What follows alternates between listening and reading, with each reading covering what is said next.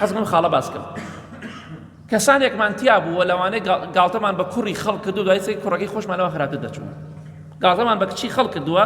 کچەکەی خۆمان خراپتر دەرچوو گاڵتەمان بە ژنی خەڵک کرد ژنەکەی خۆمان خراپتر گاڵتەمان بە فەقیر و فقەرا کرد خۆمان خراپترمان بەسەرات بیرێ بکەرەوە لە مێژووی خۆت لە ژیانی خۆت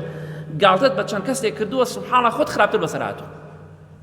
چونکە لوتت بەرز بووە پۆزت لێداوە بۆیە بە ئاگامان لە خۆمان بێ بە خۆمان دابچینەوە یا ڕەبی خوایە لە شەڕی خەڵکی خراپمان پارێزی لەو کەسانەمان بگێڕی بەردەوام عیب و عاری خەڵکی بشارینەوە خوایان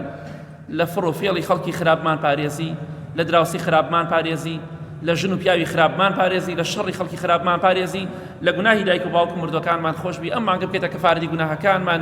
اللهم اجعلنا من عتقاء هذا الشهر المبارك خوایانمان کەی بە کەسێک لەو کەسانی کە لە مانگە پیرۆزەدا لە ئاگری جەهەنەم ڕزگارمان دەکەی آمين آمين آمين وصلى الله على محمد وآله وصحبه أجمعين